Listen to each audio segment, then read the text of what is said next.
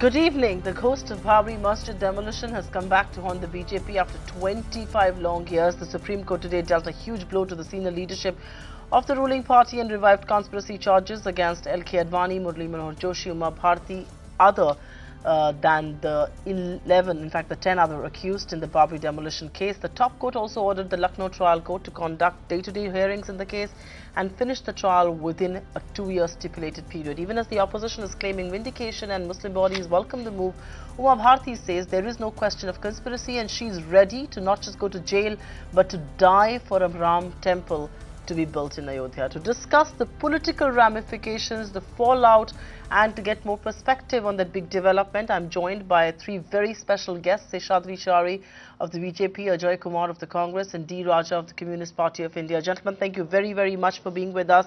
Let me just first begin with Mr. Chari, because he's written on this endlessly. He's been a part of this for a very long time. And Dr. Chari, if I may ask you, how do you read the court's action today? Is this justice hastened, justice to be delivered, or is this actually resurrection of a ghost that has been around for 25 long years?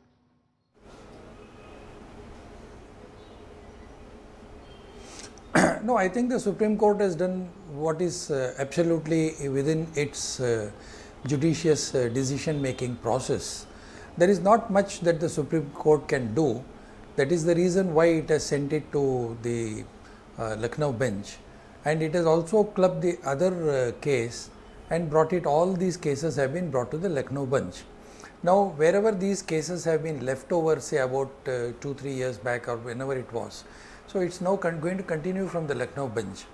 Now, they have already examined more than 100 witnesses, and there can be further witness on these things. But I don't think ultimately much could be brought out of these things, because there is no evidence to prove the criminal conspiracy on the part of these 13 people. There are more than 1 lakh people, and all these leaders against whom the criminal conspiracy case has been foisted have all been repeatedly appealing to the people to get out of the dome and not destroy it. So it is the other way around. Instead of criminal conspiracy, whatever evidence that these people have goes against their own case. Therefore, the Supreme Court has realized the fact that not much can come out of this. This is a wrong case. These allegations are all wrong. There was no criminal conspiracy of any kind, and therefore I don't think much will come out of this case. Well, you don't think much will come out of the case, but let's get the principal opposition, the Congress, also on this one. And it's quite heartening to see the BJP say that not much will come out from this. Criminal conspiracy charges do not really have a base. The Congress believes its stand is vindicated. What makes you say that today?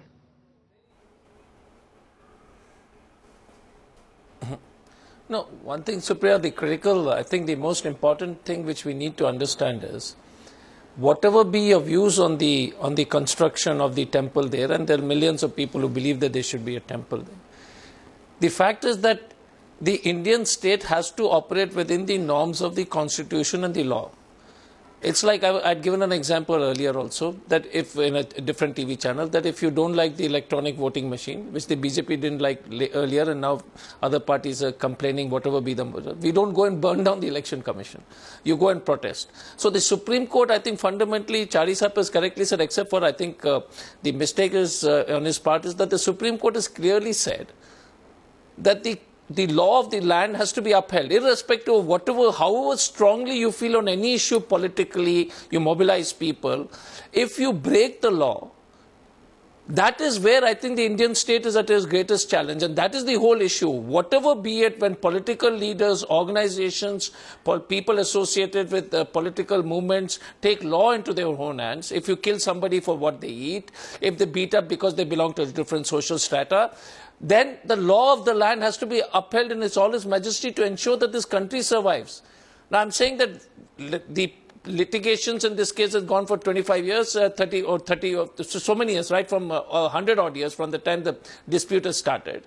And the issue is fundamentally very clear, is that let the court decide, let the court decide what is the decision, who is the owner of that land, what will be the recourse to the on that Ram Mandir Babri Masjid dispute. But again, I'm saying let the court, let the justice play its part. We are not going to score brownie points saying that we are so glad that their senior leaders and all have got, you know, our stand is vindicated. I will just say that it is very important for the court to take a stand and the trial process to be fair, so that the people's belief, and also a message that we, all political leaders, should never cross the legal lines. Irrespective of, we take recourse and we set an example, otherwise we'll have a state of anarchy.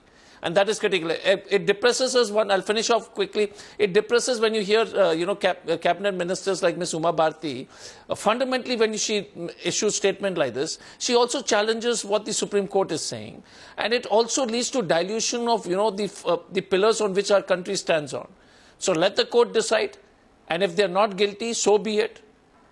But no political leaders should cross that line, because it causes the greatest, you know, risk to our own country in terms of as a nation.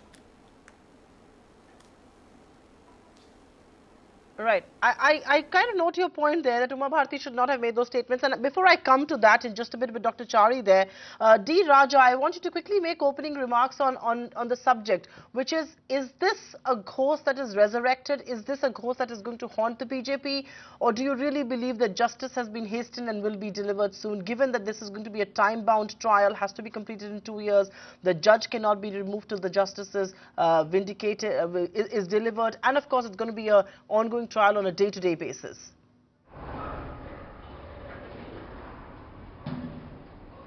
Firstly, I do not understand why do you use that word ghost is being resurrected. What do you mean by all these things? After all, India is a country which believes in rule of law. We have a constitution. It is a republican constitution. It makes it very clear there is no place for theocracy in our democracy, and one should respect this position. Having said that, we have jurisprudence. Justice delayed is justice denied also. That's what we all understand. Now this case has taken such a long time. Now Supreme Court has intervened and Supreme Court has taken a position. What we should understand: number one, Supreme Court has corrected the wrong judgments or unacceptable judgments delivered by the lower courts. Supreme Court has corrected. Now Supreme Court has taken a view that this criminal conspiracy needs to be investigated, and it should be debated in the judiciary, and there are people who stand accused. Now the question is, in such a situation, those who hold constitutional positions, whether they can continue to be in their position, whether they are governors or ministers or anybody else, but their position becomes untenable. Here what the Prime Minister is going to do, what the government is going to do, that is what people would like to know. And as far as case is concerned, it should take its course, and law should take its course. Finally, law should come to a closing point, and whatever the law, according to law, whatever the courts are going to decide, let them decide, and one should respect that position. So now we should not preempt. The Supreme Court has not found out any criminality or criminal conspiracy. There is nothing new is going to come. We should not preempt anything. We should leave it to the judiciary. It is apex court of the country, and it has taken this position, and we must respect that position, and we should allow the judicial process to go on. Right. All right, that's a point well noted, but let's just get down to the specifics of this entire matter. And Dr. Chari, if I may ask you a very candid question, do the losses of the BJP or do the negatives for the BJP in that sense, are they capped? Because look at the people who are in the dock. They are not people who are actively involved with policy making or a part of the government, largely Margdarshak Mandal, you know, Mr. Advani or Mr. Murli, Manohar, Joshi, barring of course on barring of course on Bharti, the rest of them really at the periphery as far as the politics in New Delhi is concerned of the BJP.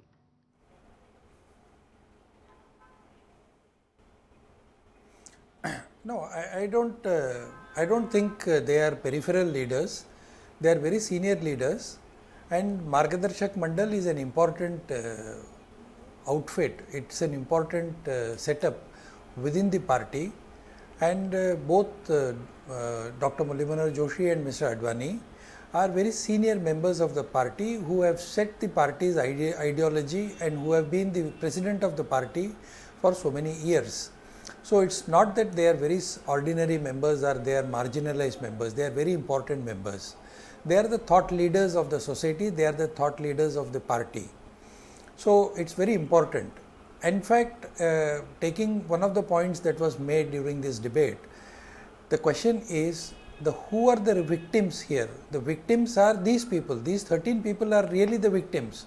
While there was no criminal conspiracy on their part, where on the other hand, on 6th December 1992, whatever speeches they were making in Ayodhya on this site were all to the contrary to what we saw. They have been appealing to the people. Another person who is not anymore in this world was Rajmata Vijayaraje Scindia, who was herself present on the spot, and she also appealed on mic. So all the appeals that they made are all on record. The government of India has the records, the CBI has the records, and in these 25 years, the CBI or the government of India, not the BJP government, Dr. Mr. Narasimha Rao government, VP Singh government, Deve Gowda government, or even Mr. Gujral government, then Vajpayee government and Dr. Manmohan Singh government, none of them could establish conclusively any proof, any document, any speech to show that there was a criminal conspiracy. So I do not know suddenly after 25 years what new evidence is going to be presented in the court of law. So that being so, what is more important is the BJP's position and the Vishwa Hindu Parishad position, and as well as these 13 people have categorically said that we submit ourselves to the scrutiny of the justice and we are prepared to face, and let justice be done to these 13 people. That is what they have been asking the Supreme Court, and now they are going to ask this Lucknow bench of Allahabad High Court the same thing. Therefore, there is absolutely no evidence whatsoever to prove that there was a criminal conspiracy, number one. Number two, there are two cases. Actually, we are mixing up with these two cases. The Supreme Court has not decided anything on this particular criminal conspiracy case. It has been transferred to Lucknow bench. And on the other case, whether there can be a Ram Mandir built there or not, and which is the property case, that the Supreme Court has very categorically said that parties concerning that case can settle the issue among themselves. So as of now, there is nothing that the Supreme Court can do in this. So it is for the two parties, those who represents the Ram Mandir and those who want a rebuilding of the Babri Masjid, are the two parties that they have to come together and amicably settle the issue. Right. Mr. Raja wants to make a point in there, and then I'm going to take this discussion to Dr. Ajoy Kumar as well. Yes, Mr. Raja, come in. I am not a lawyer, but I am a political activist. How I look at this problem, that is, I think, important because it is not for us to decide who are victims or who are accused. As of now, I understand, according to my knowledge of law, they are accused. It is for the courts to accuse them or punish them or do whatever the court wants to do as per the law. It is for the court. So we are not here to argue whether they are victims or accused. That is point number one. And even Mr. Narasimha Rao, when he was Prime Minister after the demolition of Babri Masjid, I remember he made a statement. He said perfidy. That is the word he used. He was betrayed. The assurance given to him was given up, and he was betrayed. I don't want to get into politics of this matter. Yes, it has taken a long time, And I do not think Supreme Court has said there is no criminal conspiracy. Otherwise, Supreme Court should not have asked Lucknow bench to discuss all aspects of criminal conspiracy, and within 2 years there is a time-bound pronouncement of judgment, or it should come to an end. So we should look at the case as case. After all, India is a democracy, and people should have faith in judiciary and jurisprudence, and we should not shatter people's confidence in our legal system, judicial system, if we question that judicial, there is no, Supreme Court has not said. The other issue is, what is the issue before the Supreme Court? It is not between two parties. It is the question of title suit. The primary issue before the Supreme Court is the title suit of that place. That is where the Supreme Court will have to give its opinion. Yes. Right. Mr. Raja, just hold your thoughts there, because I think Ajoy Kumar made a point earlier and I want to expound upon that point. What is more worrying? I mean, you know, we're not going to sit on judgment in here and say whether they're accused or whether they're victims. I'll come to that a little later in the show. But I think the point that Ajoy Kumar made, I think what is more distressing for a lot of people, at least in the opposition, and I think a lot of people are gunning right now for Bharti to resign, is the fact, the kind of statements that have come in, whether Vinay Katiyar, who has said he's willing to go to jail, or whether Bharti, who turns around and says that she's willing to die for a Ram temple to be made. Is that what is distressing to the opposition? I mean, what is the opposition's contention right now? The fact that these 13 people are not taking moral responsibility for the crowd that was unleashed. I mean, what is worrying the opposition at this stage? Ajoy Kumar?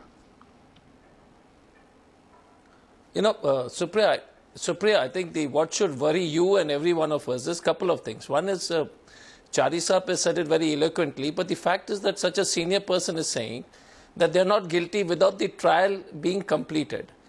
They are not guilty, they are absolutely, you know, they are not involved in the conspiracy, and there is nothing to prove against them, they are victims. Now, those are all matters which the courts will decide.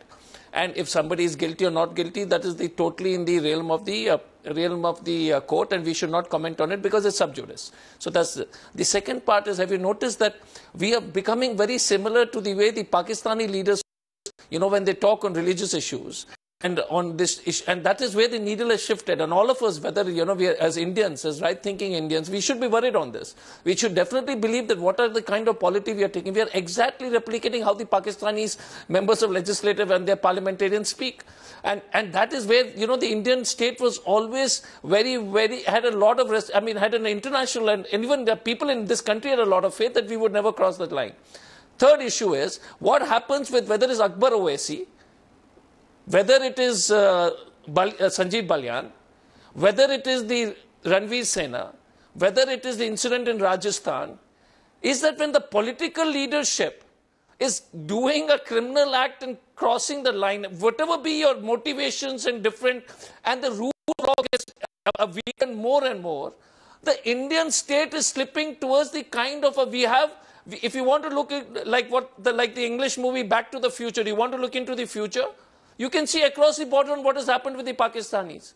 And that is what we all thinking people should believe, that are we, for political ends, using methodologies which are actually cross the borders of legality, is what we should be worried. And these are issues which are very fundamental, and we just don't seem to understand how that needle is slowly, you know, it is like putting a frog in a tub of water. When you put the frog and you keep increasing temperature, the frog actually never notices the increase in temperature till he dies. So are we becoming a state, as a country, are we getting so immune to these issues? Those are something which are very serious issues. It impacts business, it impacts social harmony, it impacts every one of us. So that is, the rule of law is critically important, and I feel very strongly that you break the law, you protest, you object, you fight hard. But the moment you break laws, and you can be impunious about it, Supriya, is the day when, you know, we are really actually, we are moving the Indian state towards a great deal of danger.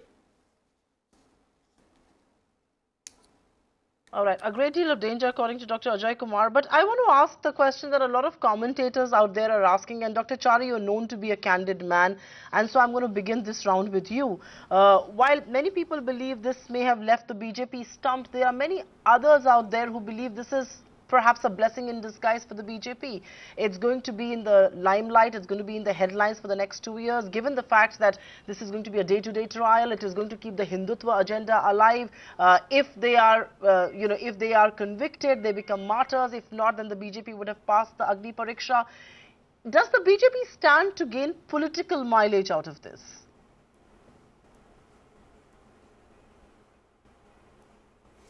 I don't think it will be correct to say that any kind of political mileage is being looked at into this. We have left it to the Supreme Court. We did not bother about it. If the BJP wanted to take advantage out of it, we could have told, like the earlier Congress governments did, as far as the 1984 riot issue was concerned, the congressmen were absolved and CBI was told not to pursue the case against Congress leaders. But the BJP government for last 2.5 years did not do this. We did not interfere with the CBI's functioning, and we have allowed the CBI to function the way it wants to. We have also appealed to the Supreme Court, and we were ready to accept anything that the Supreme Court said. Even on the other issue where the Supreme Court Chief Justice of India very categorically said that this such an issue of title suit or between Mandir and Masjid should be thrashed out between the parties concerned out of court settlement. Even that we have welcomed. We are ready for it. It was only the All India Muslim Personal Law Board which has said that no such out of court settlement can be done. So as far as the BJP is concerned, as far as the Vishwa Hindu Parishad is concerned, we are all on record to say that we abide by what the Supreme Court says. Even in this case, we abide by what the Supreme Court has said. Now, all these 13 people will represent themselves through their advocates in the Lucknow bench. So, we are waiting for the Lucknow bench to go through all these things for the next 2 years. Whatever the decision is, these 13 people will take the decision of the judgment of the courts. So, we are abiding by the law of the land. As far as publicity is concerned, 2004 elections, the BJP fought not on Ram Mandir or any Hindu issue. The election was fought on the issue of economic development. Of course, the people were appreciative of our economic development, but they did not vote for us. So, the BJP government lost. 2014 election was not on the basis of Hindutva or Ram Mandir, it was on the basis of economic development again. The policy paralysis that the government enacted till 2014 under Dr. Manmohan Singh's leadership was one of the main reasons why the BJP was preferred by a large number of people. Again, it was economic and development issues that were thrashed out in 2017 UP election also. So, all these years BJP has never played the religious card, they have not played the Hindutva card. One.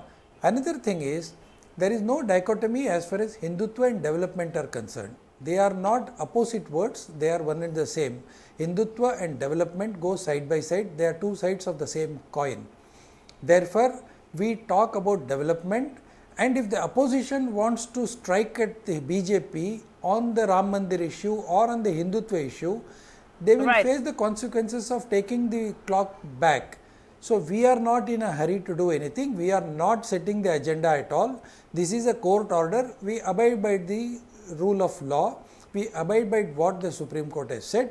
As far as BJP is concerned, we pursue the path of development, and that is the only language that we are speaking now. So, while talking about the rule of the law, you say that Hindutva and development are two sides of the same coin. Your Chief Minister in Uttar Pradesh say Hindutva is not a religion, it's a way of life. But Ajoy Kumar, I want you to counter that, and I want you to answer the question that I put forward to Dr. Chari, and he believes that there is no political mileage that the BJP is looking to gain out of this. I want to ask you this question. Do you believe there is political mileage? If they are convicted, they become martyrs. If not, then the BJP has passed the Agni Pariksha. Where does the Congress stand amidst it all? Dr. Ajoy Kumar, I'm going to ask you this question and then I'll come to you, Dr. Raja. Give me a minute. No, the first question is that there are rumor mills which say that why only Mr. Advani and Mr. Joshi, you know, I mean, what is the reason? Are they being knocked out of the presidential race? Those are rumors which I don't want to make a comment, but those are rumors which are very much being heard across. But it disturbs me when somebody as well read as Mr. Chari says that the development and Hindutva is our agenda, because as a governing party, the last time I checked that India is a secular country. We continue to respect all religions. And the fact is that when somebody as senior as him and as an ideologue and as a thinker starts speaking that language, your belief and your faith of the people of the majority community is fine to be respected. But the fact is that the Indian state has assiduously maintained that we have the religion is a private affair and has to be, and I'm saying Supriya, it affects even the liberals, and I'm totally with the issue of, you know, whether we should not pamper to any particular segment of society. That's taken. But if you have to look at it, and I keep mentioning it, just look across the border. What are the Pakistanis doing is very similar to which, and they continuously comment on the same thing. The fact is that any modern state on which this nation was built is built on the foundation that there is no space in the government's role or the government's policies as far as religious issues are concerned. It's a private matter, it's a matter of faith. And if we want to go down the Pakistan route, we are unable. As all right-thinking Indians, we are worried. And I'm very worried when somebody as learned as Mr. Chari says that. You have faith, those are issues which are personal and private. And as a nation, we need to understand that to gain political power, and both sides, I'm saying pampering it on sides, whether it is a majority minority community, if we have to be truly a liberal and a liberal democracy, then the role of the state in terms of religion should be absolutely a watertight compartment, and we are losing that. And that is something which, so the political mileage, I believe that in the end the people will look, I mean, it will take time for the people to understand what they're looking at is jobs, what they're looking at is health, education. The stat part is in our discussions, those are totally out of discussions on the mainstream TV channels and everything else. What is going to hit us is when industries and everybody else are going to get hit, because you cannot keep only discussing these issues and not seeing development on the ground. And I'm again saying I'll be happy if they are able to do development on the ground. Right, that's not what the story is. We continue, the nation is spending a lot of time on those issues which are not material. Sorry, that's it. Just hold your thoughts. I think Dr. Chari wants to come in, and then I'll get into Dr. Raja and close this debate. Dr. Chari, you have a point to make there?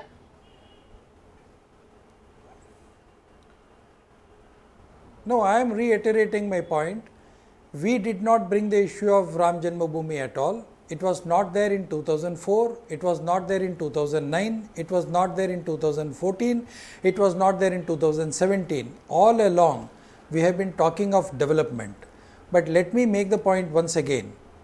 The comparison between India's economic growth and India's secularism, and comparing it with what is happening in Pakistan, is absolutely untenable, doesn't hold any water. I do not know, my good friend, why he is trying to compare these two countries. There is absolutely no comparison whatsoever. What is happening in Pakistan is absolutely a different kind of madness. So I don't want to go into those details in this particular show. It's not the agenda of this particular show. Any case, most important point that I'm trying to make again is, if you think Hindutva or talking about Hindutva or talking about a majority community in this country is communal and it goes contrary to the agenda of development, please, I am sorry to say it is not the case. The 85% of the population of this country requires development just as the rest of the 15% of the population requires. We are not dividing the country into minority and majority. We are not in favor of that. It was Dr. Manmohan Singh, the former Prime Minister of India, who said the first issue, the first benefit of development should go to the Muslims.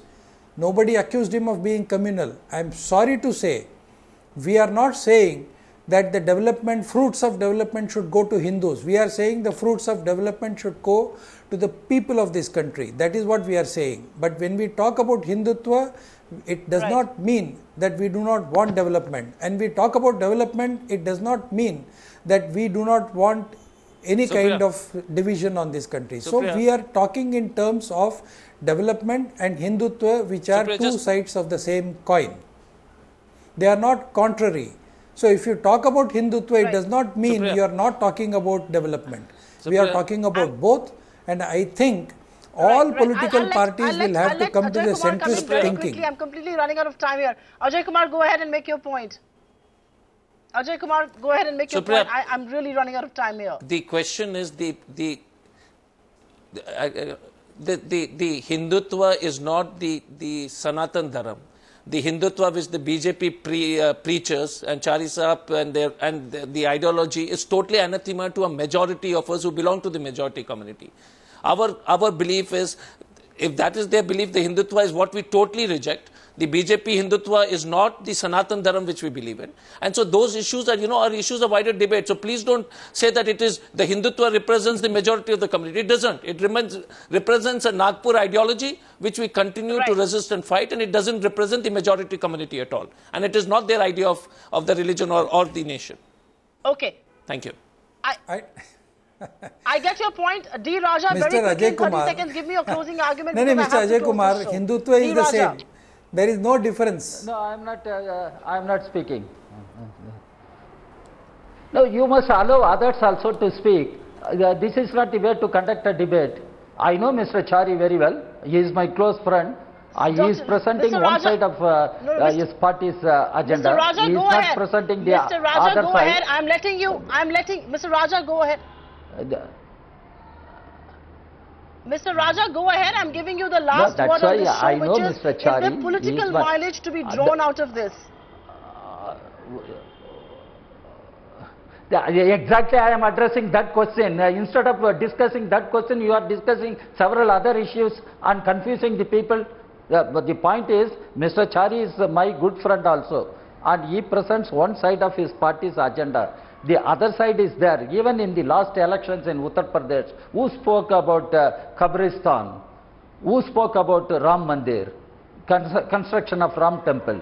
Let him honestly admit, and everybody knows it. So there is an attempt on the part of BJP or RSS or other organizations to polarize people and communalize the situation. I do agree, the Hindus, Muslims are all not communal. Our majority of Hindus, majority of Muslims, majority of Christians, they are all secular minded people. That is why we have been living in harmony and living together in our history. And now there are extremist, fundamentalist forces. They are there in the name of Hindutva, they operate. In the name of other religious fundamentalism, they operate Islamic fundamentalism. We will have to fight against all fundamentalisms, all shades of communalism in order to safeguard the secular democratic fabric of our country. And now the Supreme Court has taken a view, and let us see how the judicial process will take its course and how within 2 years the case is coming to an end. Let us wait for that. And in the meantime, what will happen to those who are holding constitutional positions? That thing will have to be discussed. Their position becomes untenable. It is for the Prime Minister and the government to take a call on this issue, and let us wait for the judicial process. Okay, in friends, the time doesn't really matter, it does fly away, but thank you very, very much, and completely running out of time. This discussion can go on because this is such an emotive subject. So much of religion and politics is intertwined in our country. Sometimes we wish it weren't so, but that is the reality we live with. Seshadri Chari, thank you very, very much for your perspective. Ajoy Kumar, thanks very much for sparing time, and D. Raja, thank you very much for patiently standing by and giving your words of wisdom here on the show. Thank you very much, gentlemen, for being with us. Viewers, thanks very much for tuning in. This has been a fascinating debate, and we continue to explore and will get you the voices that matter on this issue.